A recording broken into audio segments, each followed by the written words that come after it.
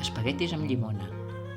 Necessitem espaguetis, mantega, llimona, formatge d'untar, formatge de Parma, sal i pebre i herbes fresques al gust. Desfem la mantega en una paella a foc suau. Afegim les herbes fresques i després el suc de la llimona. Incorporem el formatge d'untar i ho desfem. Salpebrem al gust. Ens quedarà una salsa cremosa que podem deixar feta amb anterioritat. Bullim la pasta al temps indicat en el paquet. L'afegim a la paella amb la salsa ja preparada.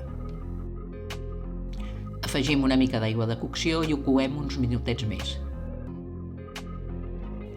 Afegim formatge ratllat.